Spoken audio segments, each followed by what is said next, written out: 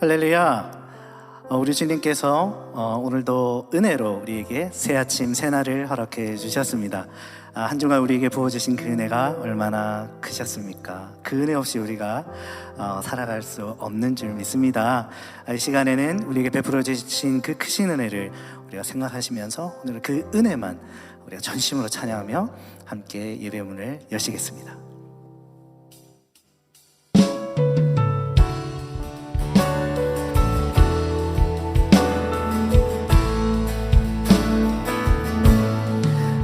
시작됐네. 우리 주님의 능력이 나의 삶을 다스리고 새롭게 하네. 우린 자유케 되었습니다. 자유 안에 죄와 사망으로부터 나의 삶은 변하고나 충만하네. 아멘. 이 모든 것이 은혜입니다. 은혜로다. 주의 은혜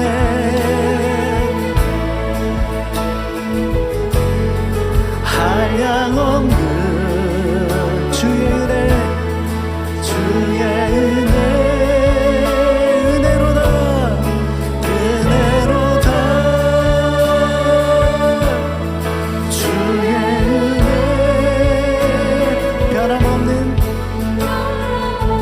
신실하신 우리 주님의 은혜입니다. 다시 한번 고백합니다. 시작됐네. 시작됐네. 우리 주님의 능력이 나의 삶을 다스리고 새롭게 하네. 우리를 자유케 하셨습니다. 자유 안에 죄와 사망으로부터 나의 삶은 변하고 나고나 충만케 되었습니다. 충만하네. 아멘. 은혜로다. 은혜로다. 주의 은혜 한량없는 주의.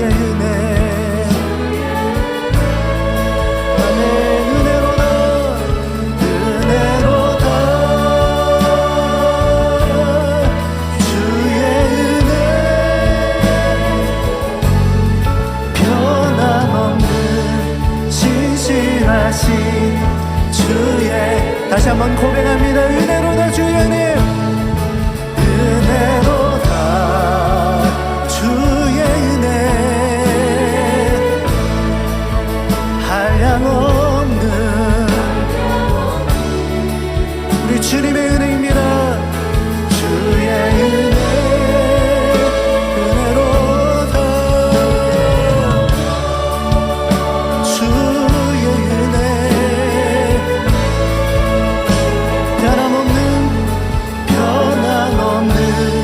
신실하신 주의. 다시 한번 우리 마음을 담아 고백합니다. 은혜로다. 은혜로다. 주의 은혜 한량없는 주의 은혜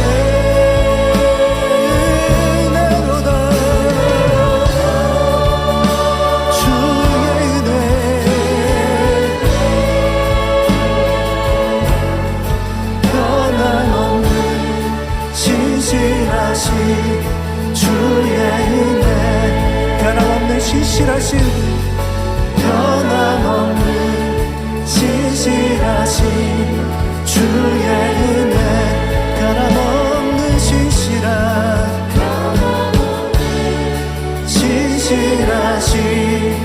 주의 은혜. 아멘. 그렇습니다. 주님 모든 것이 은혜입니다. 주님 받아주셨습니다. 그렇습니다. 여러분 지나온 모든 것들이 다 주의 은혜입니다. 얼마나 많은 은혜 가운데 여러분 살아오셨습니까? 이 시간 그 은혜들을 하나하나 떠올리시며 이 찬양의 가사로 우리 주님께 고백해 드리겠습니다.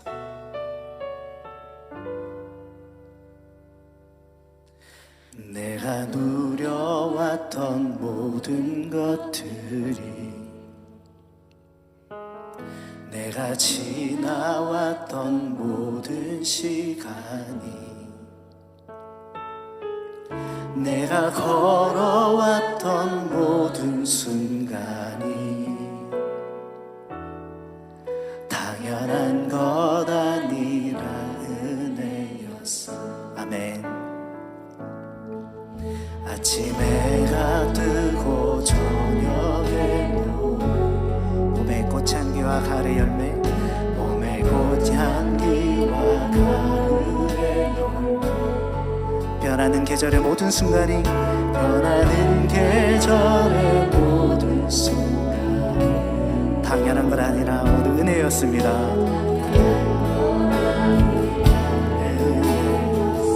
모든 것이 은혜, 모든 것이 은혜,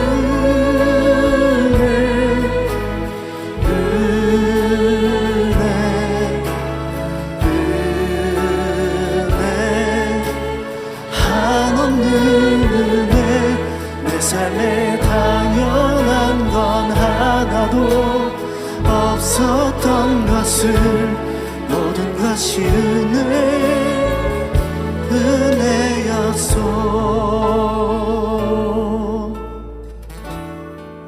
내가 이 땅에 태어나 사는 것, 내가 이 땅에 태어나 사는 것,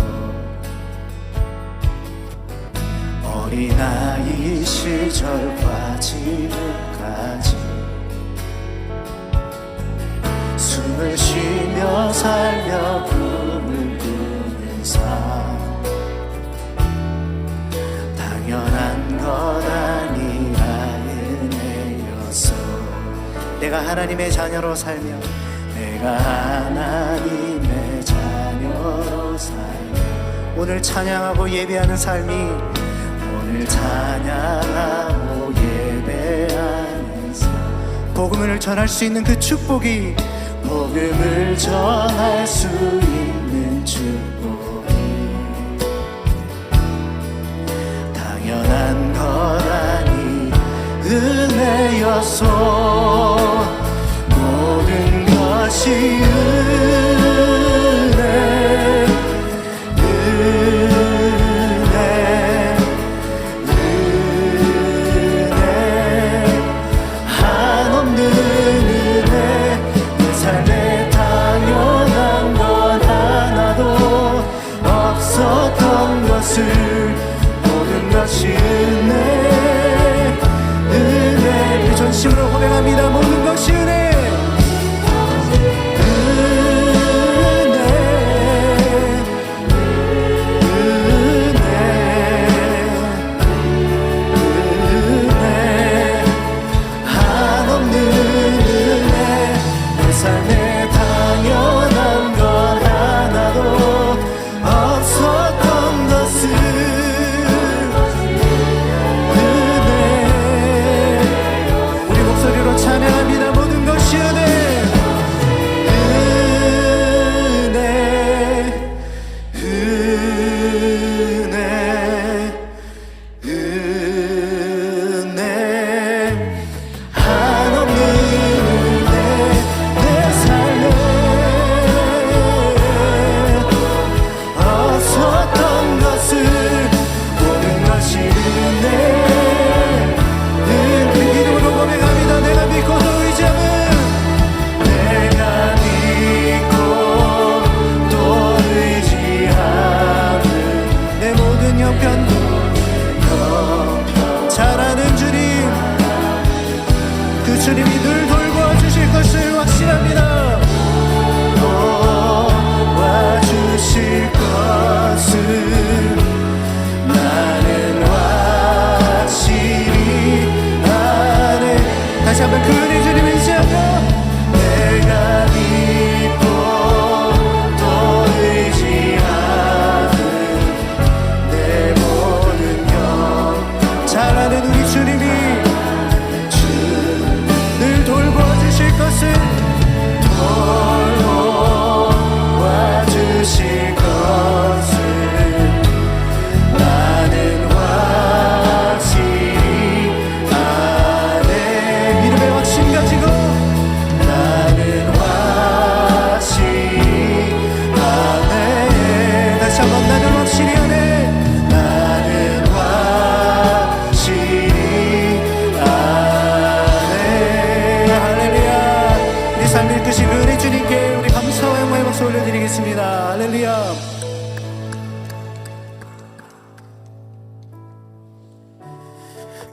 하나님 아버지 감사합니다.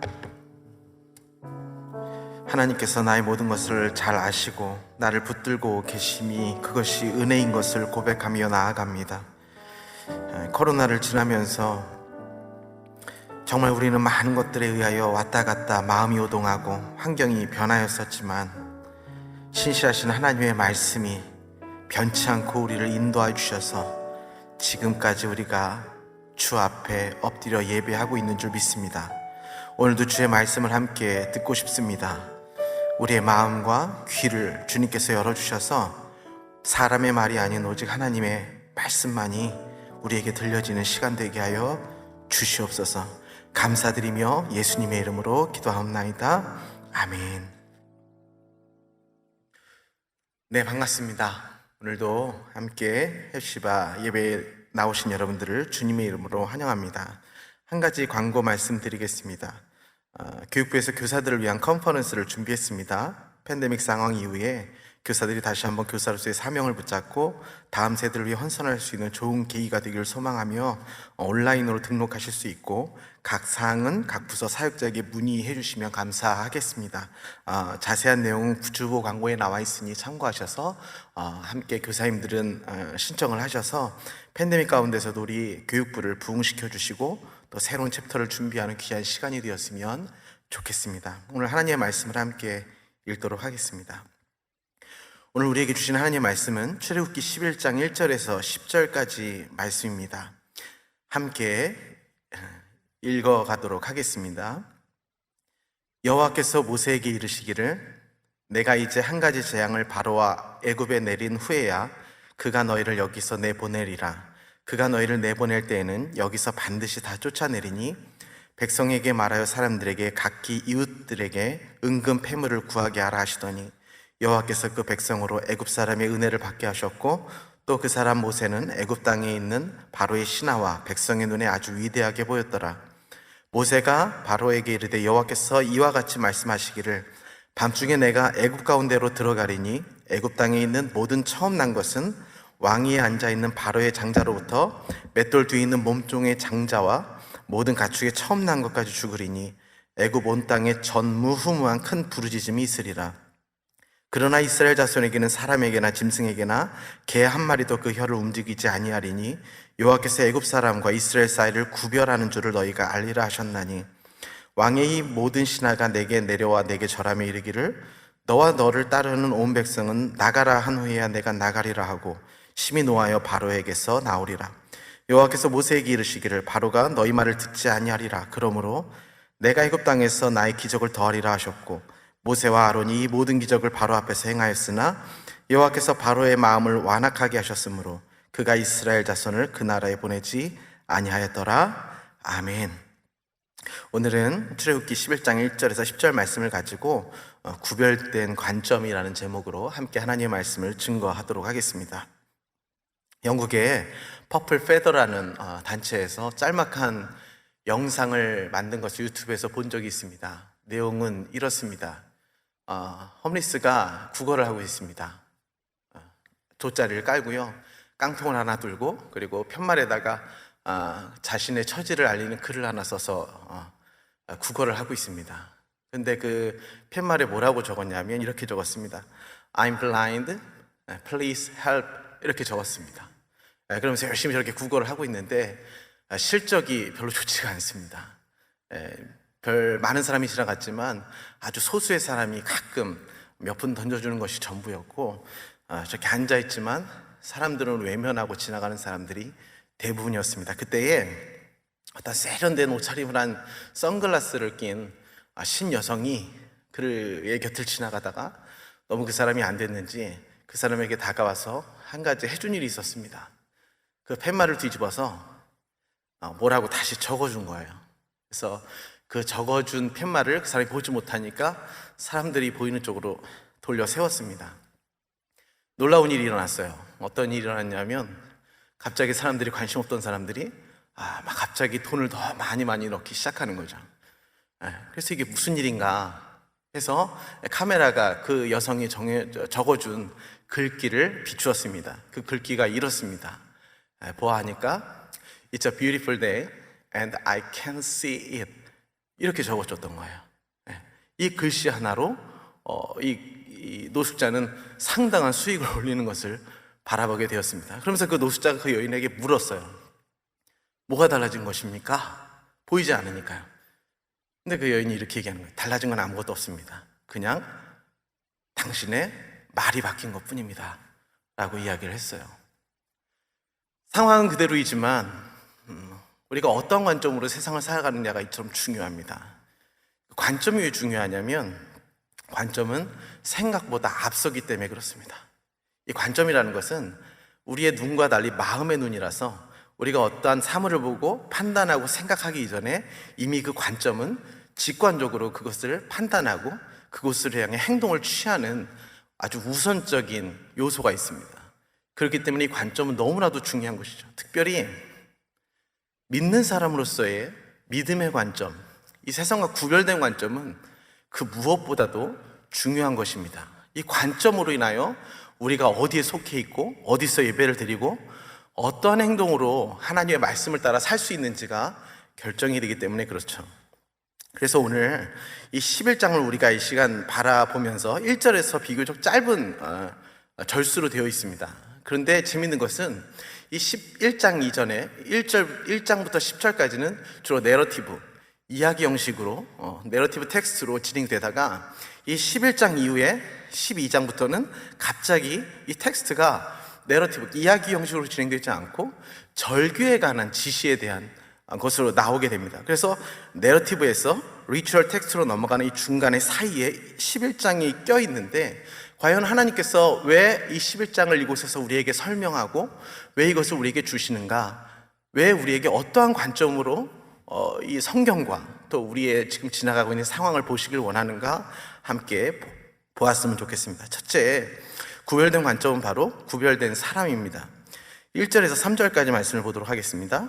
여호와께서 모세에게 이르시기를 내가 이제 한 가지 재앙을 바로와 애굽에 내린 후에야 그가 너희를 여기서 내보내리라. 그가 너희를 내보낼 때는 여기서 반드시 다 쫓아내리니 백성에게 말하여 사람들에게 각기 이웃들에게 은금 패물을 구하게 하라 하시더니 여호와께서 그 백성으로 애굽 사람의 은혜를 받게 하셨고 또 그 사람 모세는 애굽 땅에 있는 바로의 신하와 백성의 눈에 아주 위대하게 보였더라. 여기서 재미있는 것을 보게 됩니다. 출애굽을 이끈 자가 누구입니까? 우리 계속해서 아침 말씀을 통해서 보아왔죠. 모세입니다. 민족의 지도자 모세이죠. 바로 이 모세를 통하여 430년간 애굽 파라오 밑에서 종살이를 하던 그 노역을 하던 백성이 드디어 출애굽을 하게 된 위대한 인물입니다. 그런데 성경에서는 우리가 봐왔지만 이 모세를 그렇게 위대한 사람으로 소개하고 있지 않습니다. 물론 좋은 스펙이 있죠. 왕궁에서 왕의 후손으로 자랐지만 그는 혈통적으로 왕의 후손은 아니었습니다. 어머니의 헌신으로 말미암아 갈대상자에 들리워져서 갈대상자에 떠내려가다가 죽을 수 있었던 아이가 하나님의 은혜로 공주의 손에 들어와서 왕궁에서 자라게 되었던 것이죠.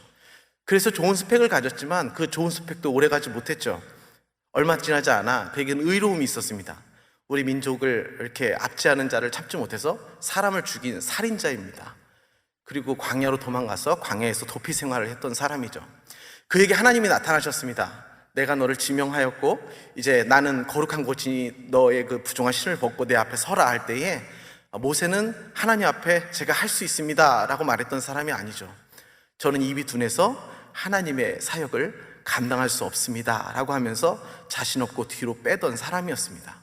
이 사람이 이스라엘 백성을 출애굽을 시킨 사람입니다. 여러분, 왜 하나님께서는 모세의 이러한 모습까지 우리에게 의도적으로 보여주고 계실까요? 하나님의 위대하심을 보여주시기 위함입니다. 그리고 우리 모두가 다 하나님의 일꾼이라는 것을 보여주시기 위하여 이렇게 모세를 우리에게 보여주고 있다는 것을 우리는 알아야 합니다. 몇 년 전에 영화 링컨이라는 영화를 봤습니다. 스티븐 스필버그가 오랜만에 제작을 한 영화였죠. 그전에는 저도 그렇게는 알고 있었어요. 미국에서 가장 존경받는 대통령이 링컨 대통령이라는 건 전 세계인이 알고 있는 것이죠. 그리고 워싱턴 DC에 가면 그 하얀 돌로 거대하게, 저는 가서 직접 보지는 못했습니다. 영상으로 봤고 사진으로만 봤는데 누구나 그 동상 앞에 서면 이 미국에 대한 또 링컨에 대한 존경심이 절로 드는 동상이 있다라고 저도 보고 듣기는 했습니다. 저도 그래서 신앙적으로도 백악관을 뭐 기도의 방으로 만들었던 위대한 기도자라고도 알고 있었고, 노예 해방을 시킨 위대한 미국의 대통령이라고 알 수 있었죠. 근데 이 영화를 보면서 제가 더 링컨을 사랑하게 됐습니다. 왜냐하면 그 전에 링컨은 정말 기도의 불이 뜨거운 사람, 그래서 정말 그 노예 해방을 위해서 목숨을 바쳐서 흔들리지 않고 이 나라를 구했던 그런 대통령으로 알고 있었어요. 근데 그 영화를 보니까 그렇지 않더라고요. 셋째 아들을 전쟁터에 내보내면서 그 아내와 생기는 갈등, 부부 싸움, 그리고 그 수정헌법 13조를 통과시키기 위해서는 3분의 2 이상의 그 하원의 결의가 필요했는데, 그 하원이 그렇게 충족수가 되지 않자 결정적으로 그 링컨에게 돈을 가지고 매수하겠다는 사람들이 찾아오죠. 내가 돈을 주면 의원들을 매수해서 표를 더 얻게 해주겠다 라는 사람들이 찾아올 때, 정의롭게 우리가 아는 대통령 같았으면 물리치고 난 하나님의 사람이니 떳떳하게 일을 하겠다 하고 했으면 좋았을 것을, 결국엔 그 사람들에게 돈을 주고 몇 표를 더 얻어 결국엔 수정헌법을 통과시키는 일을 우리에게 보여줍니다. 저는 그 영화가 의도적으로 링컨을 깎아내리려고 했다고 생각하지는 않습니다. 그리고 어느 정도는 사실에 기인을 했다고 보고 있습니다. 그러면서 드는 생각이, 내가 알던 링컨이 아니야. 어떻게 우리가 그렇게 바라던 이런 수정헌법 13조를 통과시키는 일이 이런 상황 속에서 일어날 수 있는가? 그건 말도 안 돼 라는 생각이 저는 들지 않았어요. 저는 그 전체적인 가정의 사와 그 사람이 그렇게 해서라도 이것을 통과시키려고 했던 그 마음을 보면서, 왜 이 사람이 기도를 할 수밖에 없었는가? 이 사람이 이래서 기도를 할 수밖에 없었겠구나. 그래서 이 사람이 기도를 할 수밖에 없었겠구나 하는 생각이 들면서 다시 한번 그 조각상을 이렇게 이미지로 보는데, 그전에는 그 큰 조각상이 멋있다, 링컨이 있어서 이 미국이 있구나라는 것이 보였는데요, 저는 그렇게 보이더라고요. 그 조각상 뒤에 더 큰 하나님이 보이는 거예요. 그러면서 연약한 사람을 들어서 하나님께서 위대한 일을 행하시는구나, 나 같은 사람도 순종하면 쓰임받을 수 있겠구나. 여러분, 이 세상 모든 사람들에게 하나님이 위대하게 보이게 하는 사람이 가장 위대한 사람입니다. 그 어느 누구도 이 세상은 위대한 사람은 절대 없습니다. 우리가 그저 하나님 앞에 나의 연약함을 솔직하게 내어놓고, 하나님 그래도 저를 쓰시렵니까? 할 때에 하나님께서는 그 사람을 들어 쓰시는 것이죠. 오늘 말씀을 보니까 이 모세가 백성들에게 아주 위대하게 보였다는 거예요. 그러면서 결국에는 이 모세로 말미암아 이제는 출애굽을 할 때 이 같이 430년간 종살이했던 이 백성들도 더 이상 그냥 손으로 나가는 것이 아니라, 이제는 그 이집트의 모든 백성들이 자신들의 은과 금들을 다 내어주면서 그들을 부욕해 하면서 내쫓는다고 말씀을 합니다. 근데 이것이 그들이 잘해서 한 것이 아니라는 것을 성경에서 말씀해 주고 있습니다. 보니까 창세기 15장 13절에서 14절을 보니까 하나님께서 미리 아브라함에게 이렇게 말씀하셨어요. 이렇게 말씀하십니다. 여호와께서 아브라함에게 이르시되, 너는 반드시 알라, 내 자손이 이방에서 계기되어 그들을 섬기겠고 그들은 400년 동안 내 자손을 괴롭히리니 그들이 섬기는 나라를 내가 징벌할지며 그 후에 내 자손이 큰 재물을 이끌고 나오리라. 그리고 출애굽기 3장에서 또 말씀하셨습니다. 내가 내 손을 들어 애굽 중에 여러 가지 이적으로 그 나라를 친 후에야 그가 너희를 내보내리라. 내가 애굽 사람으로 이 백성에게 은혜를 입히게 할지라 너희가 나갈 때 빈손으로 가지 아니하리니 여인들은 모두 그 이웃 사람과 및 자기 집에 거류하는 여인에게 은폐물과 금폐물과 의복을 구하여 너희 자녀를 꾸미라. 너희는 애굽 사람들의 물품을 취하리라 라고 말씀을 하셨습니다. 그렇습니다. 이렇게 하나님의 말씀이 한 사람을 택하셔서 그 사람으로 하여금 하나님의 말씀을 이루시는 것입니다. 여러분, 우리가 살아갑니다. 부모로서 살아가죠. 직장에서 직장인으로 살아가고, 또 저는 사역자로서 살아갑니다.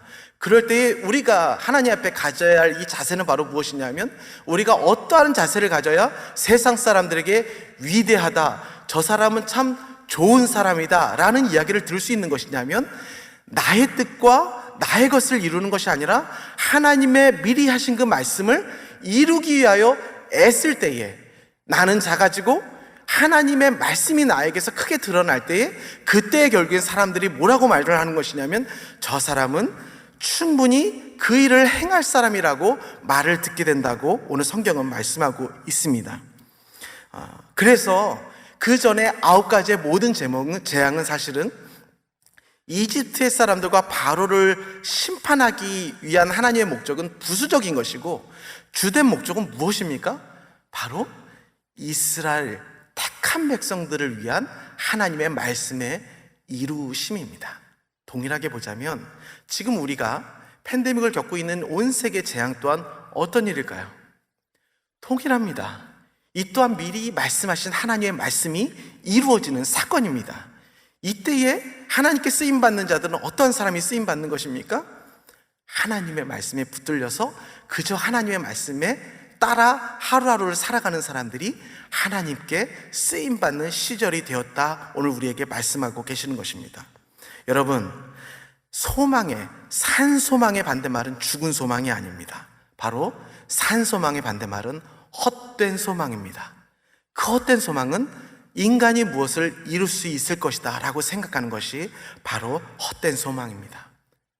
하나님께서 위대하시는 시절이 우리에게 왔으면 좋겠습니다. 두 번째, 구별된 관점의 두 번째는 바로 구별된 은혜가 우리에게 필요합니다. 4절에서 8절까지 말씀입니다. 모세가 바로에게 이르되 여호와께서 이와 같이 말씀하시기를 밤중에 내가 애굽 가운데로 들어가리니 애굽 땅에 있는 모든 처음 난 것은 왕위에 앉아있는 바로의 장자로부터 맷돌 뒤에 있는 몸종의 장자와 모든 가축의 처음 난 것까지 죽으리니 애굽 온 땅에 전무후무한 큰 부르짖음이 있으리라. 그러나 이스라엘 자손에게는 사람에게나 짐승에게나 개 한 마리도 그 혀를 움직이지 아니하리니 여호와께서 애굽 사람과 이스라엘 사람 사이를 구별하는 줄을 너희가 알리라 하셨나니 왕의 이 모든 신하가 내게 내려와 내게 절하며 이르기를 너와 너를 따르는 온 백성은 나가라야 한 후에야 내가 나가리라 하고 심히 노하여 바로에게서 나오리라. 네, 오늘 희한한 일이 벌어지고 있습니다. 이 본문 안에서 어떤 일이 일어납니까? 드디어 우리가 알고 있는 6월절의 사건을 하나님께서 말씀을 하시는 거죠. 드디어 오픈을 하시기 시작하십니다. 그 내용이 무엇인가 봤더니 하나님께서 한밤중에 이 땅 가운데 찾아오신다고 하십니다. 근데 그 하나님이 어떤 사람에게는 심판으로 찾아오시는데 어떤 사람에게는 구원의 하나님으로 찾아오신다고 하십니다. 하나님은 동일하게 찾아오셨습니다. 어떤 사람에게는 심판하는 하나님이 찾아간 것도 아니고 어떤 사람에게는 구원하는 하나님으로 찾아간 것이 절대 아니에요. 같은 하나님이 찾아오셨습니다. 근데 어떤 사람에게는 이 하나님이 심판의 하나님이 되는 것이고 어떤 하나님에게는 구원의 하나님이 되는 것입니다. 바로 이 내용이 바로 무엇이었냐면 가장 처음 난 장자를 하나님을 믿지 않는 자들에게 하나님께서는 뺏어 가시는 것이라고 말씀을 하고 계십니다. 그러면서 그런 생각이 들었어요. 10번째 재앙이잖아요. 이스라엘인들의 마음은 어땠을까? 백성들의 마음은 어땠을까? 그런 생각이 들어요. 이번에도 분명히 모세가 이렇게 말을 했을 거란 말이죠. 분명히 이번 10번째 재앙 이후에 너희들이 풀려날 것이다 했을 때 솔직히 제가 그 그룹에 있었다면 저 이제 믿지 않았을 것 같아요. 생각을 해보세요. 여러분 10가지 재앙이 이제 여기까지 9가지 재앙이 있었습니다. 피, 개구리, 이, 파리, 가축 전염병, 독종, 우박, 메뚜기, 흑암. 지금 바로 전장까지 흑암 재앙이 있었잖아요. 그러면서 동일하게 모세가 뭘 했을까요? 이 재앙이 지나가면 우리 풀어줄 것이다. 두 번째 지나가면 풀어줄 것이다. 세 번째 지나가면 풀어줄 것이다. 한 세 번째까지는 좀 그래도 이번에 정말 우리를 풀어주겠지 하는 마음이 있지 않았을까요? 근데 저 같았으면 4번, 5번, 그래서 가축 전염병, 독종까지 왔을 때는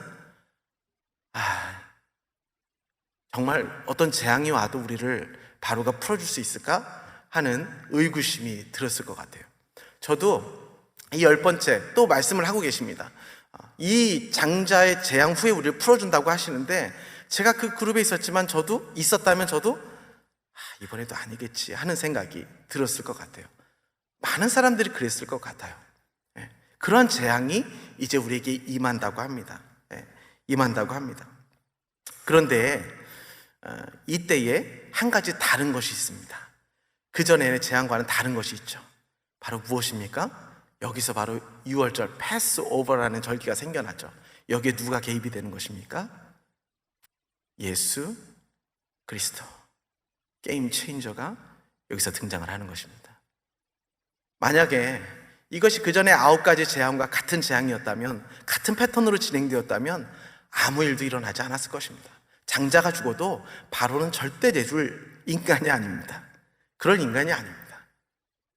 아무리 장자가 죽어나가도, 자기 장자가 죽어나가도 바로는 절대 이 백성을 내어줄 인간이 아닙니다. 그런데 누가 개입을 하시는 겁니까? 우리의 구원자 예수 그리스도께서 개입을 하시는 것입니다. 그럼 달라지는 거예요. 백성들도 별로 기대감이 없었을 거예요. 그런데 한 가지 다른 제안을 합니다. 뭡니까? 너희들은 오늘 밤 되기 전에 너희 문설주에 무엇을 발라라? 어린 양의 피를 발라라. 그러면 죽음이 너희 가정을 지나가리라. 좀 다른 패턴이 있네. 하지만 백성들은 늘 순종을 해왔기에 아무 생각 없이, 어쩌면 별 기대감도 없이 시키는 대로 말씀에 그저 순종을 했을 것입니다. 그래서 무슨 일이 일어나겠어 하면서 어쩌면 큰 믿음이 없이 어떤 사람은 바랐을 것이고, 또 소수는 그래 이것을 바르면 우리를 구원해 주실 거야 하는 간절한 믿음이 있을 수도 있었겠죠. 그것이 중요하지 않습니다. 순종, 하나님의 말씀에 그저 순종한 것이 중요한 거예요. 그래서 그저 문설주 예수 그리스도의 피를 바르기만 하면 그것이 바로 무엇이 됩니까? 어떠한 사건도 우리를 지나가게 되어지는 하나님의 능력이 되어진다라는 것입니다. 그렇습니다. 이 사건은 달랐습니다. 무엇이 달랐습니까? 예수 그리스도께서 계시는 사건이었습니다. 여러분, 왜 이것이 큰 사건이 되었을까요? 왜 이것이 놀라운 사건이 되었을까요? 왜 이것이 결국에는 바로의 마음을 무너뜨리고 이스라엘 백성들을 출애굽시키는 결정적인 계기가 되었을까요? 그것이 바로 예수 그리스도의 구속의 능력이 되기 때문입니다. 9가지 재앙을 해도 바뀌지 않는 사람을 바꿀 수 있는 건 내가 바꿀 수 없습니다, 여러분. 오직 예수 그리스도만이 그 사람을 변화시킬 수 있습니다. 어떠한 것도 되지 않는다고 생각할 때 오직 예수 그리스도의 피를 바르는 때에 그러한 재앙이 우리 가정과 이 나라와 내게서 지나갈 수 있다고 오늘 말씀을 하신 것입니다. 어떠한 사람이 예수 그리스도의 피를 바를 수 있을까요? 어떠한 사람이 그 예수 그리스도의 보혈의 은혜가 내게 효염이 있다고 생각할 수 있을까요? 이 세상에 여러분 100%라는 것이 있을까요? 이 세상에 100%라는 건 전 아직 경험해 보지 못한 것 같아요. 심지어 가장 순하다는 순금도 몇 %입니까? 99.99999%이죠. 그런데 여러분 그거 아세요? 한 가지 100%인 게 있습니다. 그것이 바로 무엇이냐면 제가 죄인이라는 것입니다. 예수 그리스도의 보혈의 효염이 있는 것은 자기가 100% 죄인이라는 것을 인정할 때 예수 그리스도의 보혈의 능력이 있습니다. 혹시 여러분 바로와 같이 나는 99.999%의 능력과 백그라운드와 나의 그런 커리어가 있다라고 생각하셔서 0.01%는 모자라도 돼라고 생각하시는 분이 혹시라도 계십니까? 죄송하지만 그러면 패스오버의 경험을 할 수가 없습니다. 그러나 아주 심플하게, 단순하게 난 예수님이 아니면 지옥 갈 수밖에 없습니다. 난 예수님이 아니면 여기까지 살아올 수 없었습니다. 난 예수님이 아니면 이 아이들의 엄마 아빠가 될 수가 없습니다. 저는 죄인입니다. 예수님이 필요합니다. 이 고백, 이 온전한 100%의 고백으로 예수 그리스도의 문설주의 어린 양의 피가 우리에게 발라지는 줄 믿습니다. 다른 것이 없습니다. 바로 이것이 바로의 마음을 무너뜨리고 우리를 사망에서 구원케 하시는 출애굽이 되기 때문에 그렇습니다. 어떤 인테리어 하시는 분께 이런 말을 들었습니다. 건물을 다루는 데 있어서 차라리 아예 맨 땅에 새 건물을 짓는 것은 쉽지만 오래된 건물을 다시 리모델링하는 것이 더 어렵다고 이야기를 하시더라고요. 이 첫 번째 재앙부터 9가지 재앙은 어쩌면 이스라엘 백성들에게 꼭 필요한 사건이었던 것 같아요. 왜냐하면 출애굽을 해서 끝나는 것이 아니라 출애굽을 해서 이제 40년 동안 광야를 생활을 하며 하나님의 하나님 되신과 이방신들을 접하면서도 우리 하나님이 결국엔 진정한 신이다라는 걸 인정하면서 살아내야 하는 삶이 있는데, 그 삶에 대하여 하나님께서 제자 훈련을 시켜주신 것이 전 첫 번째부터 9가지의 그 재앙이 아닌가 하는 생각이 들었습니다.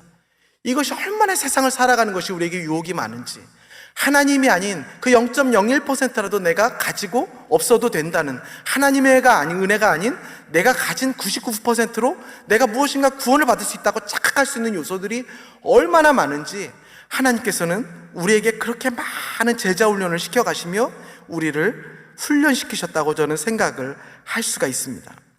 하지만 100% 내가 죄인이라는 것을 인정할 때 우리 문설주, 우리 마음에, 우리 가정에 예수 그리스도의 보혈의 피가 발라지고 결국엔 이 어떠한 것도 하나님이 지키시는 시너지가, 하나님이 지키시는 평화가 우리에게 일어난다고 보고 있습니다. 여러분, 오늘 본문을 보면 참 재밌는 것이 있어요. 바로 무엇이냐면 이렇게 표현을 하고 있습니다.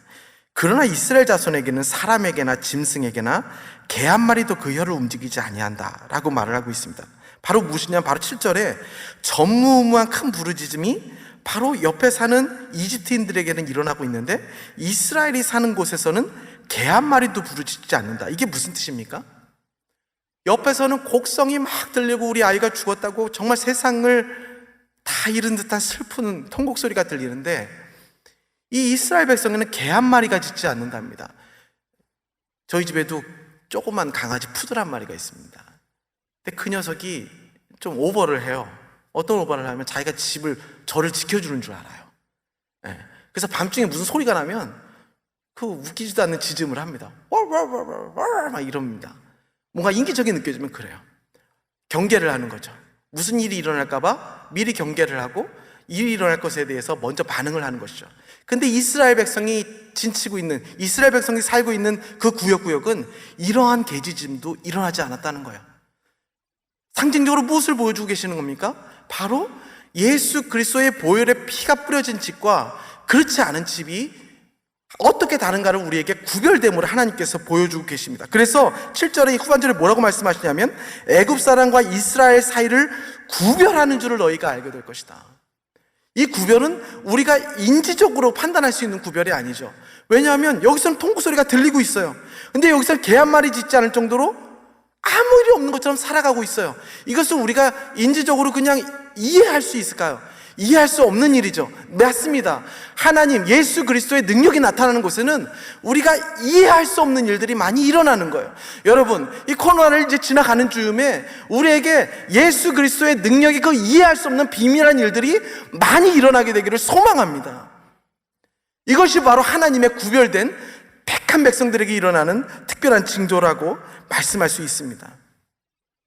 이렇게 우리에게 구별된 은혜가 있는 자들에게 또한 구별된 마음, 세 번째로 구별된 마음이 우리에게 있게 됩니다. 9절에서 10절까지 말씀입니다.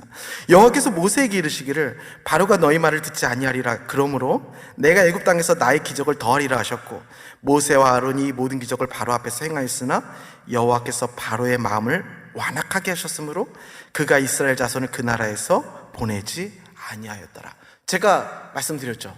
바로는 장자가 죽어도 결코 이스라엘 백성을 내보낼 인간이 아니에요. 결국은 이렇잖아요. 아직은 예수 그리스도께서 개입하시기 전이기 때문에 그 재앙으로는 바로의 완악한 마음이 식어지지 않는 거예요. 저는 이 말씀을 준비하면서 좀 감사한 마음이 들었어요. 어떤 마음이 들었냐면 큐티 말씀의 제목이 장자 죽음에 대한 예고예요.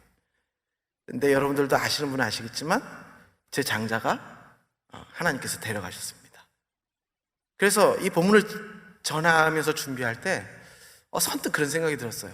내가 만약에 이걸 패스오버하지 못했다면 내가 이 말씀을 준비할 때 참 많이 뚫렸겠다.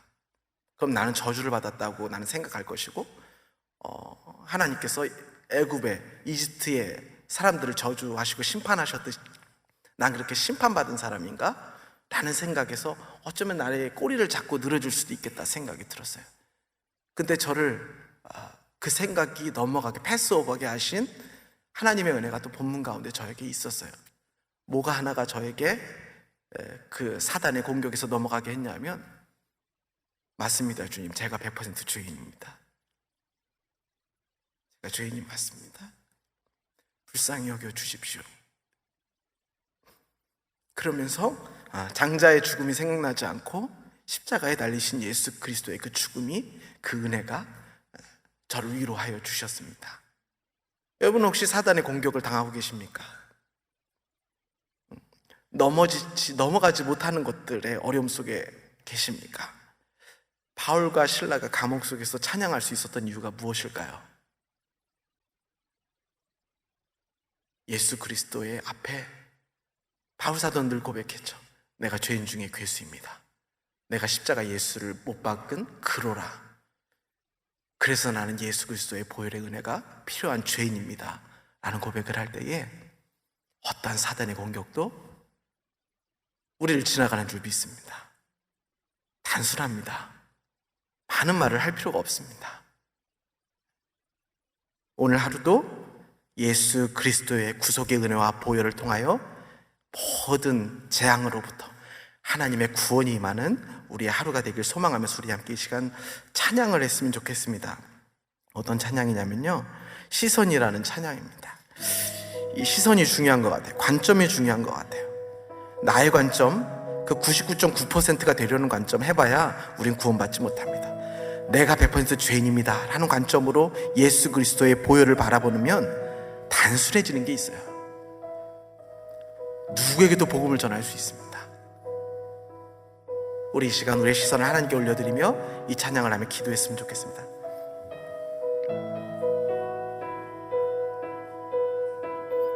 내게로부터 눈을 들어서 하나님을 바라보십시다.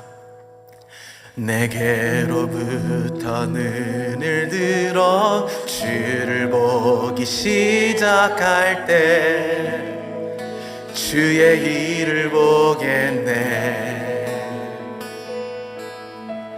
내 작은 마음 돌이키사 하늘에 꿈꾸게 하네. 주님을 볼 때 모든 시선을 주님께 드리고 살아계신 하나님을 느낄 때 그때의 내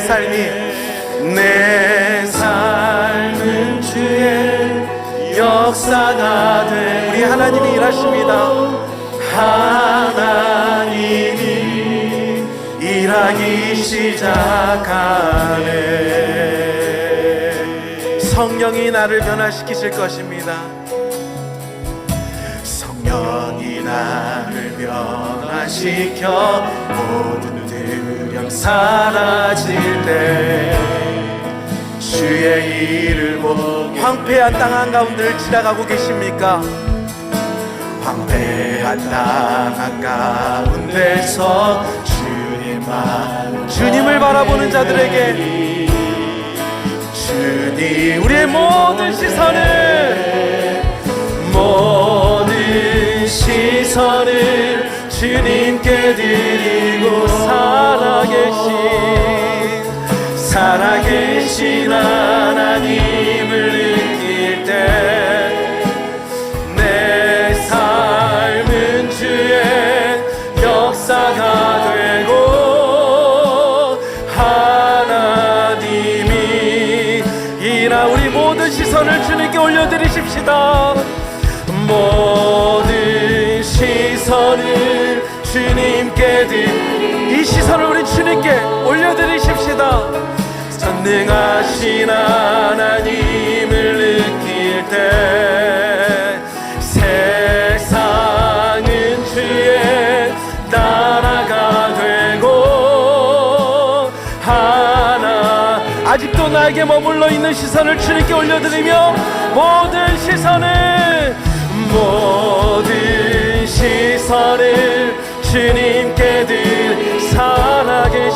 주님께 살아계신 하나님을 느낄 때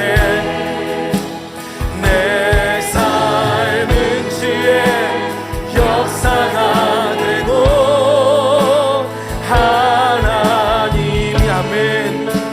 일하기 시작한 우리 함께 시간 기도하십시다.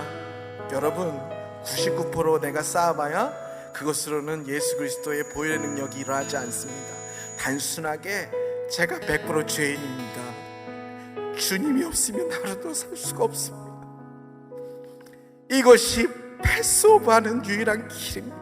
오늘 주님 저에게 단순한 관점을 주시고 주 그리스도를 붙잡고 나아감으로 모든 재앙에서 우리를 구원하시는 하나님의 능력을 경험하게 하여 달라고 이 시간 주의 이름을 한번 부르며 기도하도록 하겠습니다. 주여, 아버지 하나님 불쌍히 여겨주시옵소서. 아버지 하나님 불쌍히 여겨주시옵소서. 하나님 아버지 우리를 불쌍히 여겨주시고 오늘도 하나님 앞에 나아가는 우리들 하나님 아버지 하나님 하나님의 말씀이 우리 가운데 계십니다. 우리가 주 앞에 나아갈 수 있음을 고백합니다. 하나님 한 사람 한 사람 여전히 넘어가지 못하고 걸려서 넘어지고 있는 자들에게 주의 말씀을 주시고 주의 은혜를 주시고 주님의 성령을 주셔서 주여 제가 주여 저를 불쌍히 여겨주시옵소서 하는 고백이 나오게 하여 주시고 오늘도 하나님 앞에 나아가는 자들의 은혜를 주시고 하나님 영광을 부어주시옵소서. 주여 저희를 살려주시고 주여 우리에게 말씀으로 날마다 인도하시는 그 은혜를 멈추지 마시고 우리를 끝까지 우리를 인도하여 주시며 하나님의 말씀으로 우리를 새롭게 사용하여 주시옵소서. 아버지 하나님 하나님의 마음과 하나님의 능력으로 붙잡아 주셔서 우리의 마음을 새롭게 날마다 하여 주시옵소서. 주여 우리를 붙들어 주시고 하나님의 마음을 붙잡아 주시옵소서. 하나님 우리를 붙잡아 주시고 우리를 붙잡아 주시옵소서. 하나님의 마음과 하나님의 능력을 부으시고 하나님께서 이끌어 주시옵소서. 주님께서 역사해 주시옵소서. 우리 계속해서 기도하십시다. 돌아올 예배를 위하여 기도하십시다. 드디어 히브리서 말씀이 대단원의 막을 내리고 하나님의 말씀으로 우리를 여기까지 팬데믹을 뚫고 지나가게 하셨습니다. 이제 새롭게 시작될 말씀을 놓고 기도해 주시고 특별히 이번 주부터 시작될 부목사님들의 설교 가운데도 은혜 받게 해달라고 기도하십시다. 그리고 예배로 나오는 이 성전에서 드리는 예배자들과 또한 온라인으로 드리는 모든 예배자들이 하나님 앞에 다시 한번 주 그리스도의 보혈이 덧입혀지는 예배가 되게 해달라고 모든 가정이 구원을 얻고 거룩해지는 예배가 되게 해달라고 하나님 이 시간 다시 한번 주일 예배를 위해 다니모시다 나올 때까지 함께 기도하도록 하겠습니다. 기도하겠습니다. 아버지 하나님 감사합니다. 주님 우리를 지켜주시옵소서. 아버지 하나님 우리의 말씀을 하나님께 새롭게 하여 주시옵소서. 주여 우리를 주님께서 인도하여 주시옵소서. 아버지 하나님 우리에게 말씀하여 주시옵소서. 날마다 하나님의 말씀을 살려주시고 아버지 하나님 우리 불쌍히 하나님 아버지 하나님께서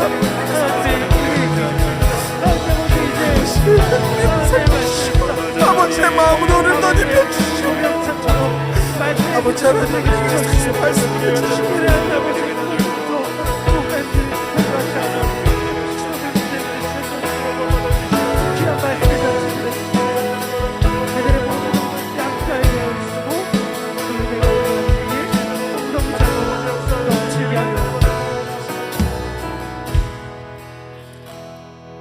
계속해서 우리 선교 현장을 위해서 기도하십시다. 우리 특별히 헵시바는 우리 선교사님들을 위해서 우리 새벽을 깨우며 기도하는 시간으로 헌신하는 아주 귀하고 복된 시간입니다. 오늘은 온두라스를 향해서 우리가 같이 기도하기를 원합니다. 2003년부터 인터내셔널 크리스천 아카데미 산타리타 학교를 운영하며 크리스천 교육 사역을 하고 있습니다. 2019년 향후 5년간 온두라스 미션 자립을 위한 계획을 세우고 이를 위해 외형적 성장뿐 아니라 내적으로 성장하도록 기도하고 있습니다. 종합 클리닉을 통해서 지역사회의 건강과 위생 그리고 각 선교지의 응급 의료 서비스와 담당 요원 훈련을 감당하는 사역이 되기를 원합니다. 우리 온두라스의 이동철, 이순미 선교사님 이 아침에 우리 기도의 손을 들고 우리 사랑하는 선교사님과 온두라스를 주님 앞에 올려드리겠습니다. 같이 주님의 이름 부르고 기도합니다. 주여 사랑의 하나님 아버지, 우리 주 예수 그리스도 하나님의 장자, 우리를 위하여 대신 십자가에 지신 우리 주님의 은혜로 우리는 넘어가는 은혜를 얻게 된 거 감사합니다. 6월까지 지속되는 비대면 온라인 수업을 모두 나태하지 아니하고 지속적으로 잘 마칠 수 있도록 온두라스를 축복해 주시고 사랑하는 우리 선교사님의 사역을 축복해 주시기를 원합니다. 추진하는 태양광 설치 사업이 지연되고 있다고 합니다. 하나님 아버지, 이 일로 인해서 경제적인 피해가 없도록 도와주시옵시고 하나님, 이 일이 완성될 수 있도록 주님 함께하여 주옵소서. 크루세타 교회의 바닥과 창문 그리고 정문 설치에 필요한 후원이 이루어지기를 원합니다. 하나님 아버지, 필요한 것을 채워 주시옵소서.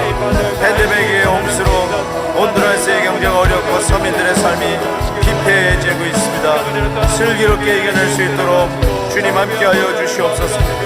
현재 진행되고 있는 종합클리닉 공사가 재정에 어려움이 지역사회 건강과 위생이 책임질 수 있도록 주님 함께하여 주옵시며 선과 데보라와 에스타스의 자녀가 주 안에서 든든히 자라가며 믿음 안에 귀한 나날로 자라갈 수 있도록 주님 도와주시옵소서. 하나님 믿습니다.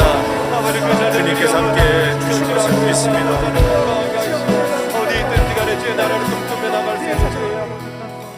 사랑의 하나님 아버지, 이 세상에 100%는 없지만 한 가지 유일하게 100%인 것은 우리의 죄이고 우리가 죄인이라는 사실임을 다시 한번 깨닫게 해주셔서 감사합니다. 그 죄로 인해서 넘어가지 못하는 장애물에 막혀서 신음하고 좌절하고 완악해지고 고집을 꺾지 못하고 있는 우리들, 드디어 하나님의 장자 예수 그리스도를 십자가에 못 박으시면서까지 드디어 우리의 100%의 죄 문제를 넘어가게 하시는 주님의 은혜에 감사를 드립니다. 이 십자가의 은혜가 오늘도 우리를 세워주시고 이 십자가의 은혜로 우리 앞에 있는 장애물을 넉넉히 뛰어넘는 저희들이 되기를 간절히 소원합니다. 이 시간 우리의 기도의 손을 들고 기도한 온두라스와 사랑하는 우리 이동철 이수미 선교사님을 주의 손에 의탁합니다. 귀한 사역에 기름 부어 주시옵시고 이 팬데믹을 뚫고 십자가의 복음의 능력으로 그 땅을 치유하시며 귀한 사역이 하나님의 은혜 가운데 아름다운 열매 맺을 수 있도록 인도해 주시옵소서. 오늘도 이 아침에 주님 앞에 무릎 꿇는 당신의 기도의 용사들, 기도하지 아니하고는 기도 이상의 위대한 어떤 일도 할 수 없음을 우리는 알기에 연약하고 연약한 우리들, 위대하신 우리 하나님, 당신만이 하실 수 있음을 나타내기를 원하여 연약한 무릎을 꿇기를 원합니다. 주여, 우리 기도에 응답하여 주시옵시고 기도로 주님의 진보가 나타나며 복음의 진보가 나타나며 우리의 사역이 확장되어 가며 하나님의 나라가, 주의 나라가 세워지는 은혜가 있게 하여 주시옵소서. 하나님 아버지 믿습니다. 오늘도 우리 기도에 역사하여 주시고 다가오는 주일 예배에 우리 하나님이 함께해 주셔서 말씀이 왕노릇하게 하시고 성도님들이 사모하며 달려나오는 이 현장마다 놀라운 하나님의 영광에 가득 찬 예배 되게 해주시며 아직은 사정이 여의치 않아 온라인으로 드리고 있는 우리 모든 성도님들이 가정마다 두세 사람으로 네 임의로 모이는 그곳에 함께 하시마 하신 약속의 말씀이 온전히 이루어지는 예배의 현장이 되게 하여 주시옵소서. 이제는 우리 주 예수 그리스도의 은혜와 아버지 하나님의 크신 사랑과 성령님의 감화 감동 위로 충만 교통하심이 오늘도 주님의 그 십자가의 은혜로 넘어가는 은혜를 받아 하나님께서 주시는 귀한 사명 잘 감당할 수 있도록 기도의 무릎을 꿇는 신실한 주의 백성들 머리 위에, 그리고 온두라스와 우리 이동철 선교사님과 그 가정과 사역들 위에 지금부터 영원토록 함께 있을지어다. 아멘. 주님 감사합니다.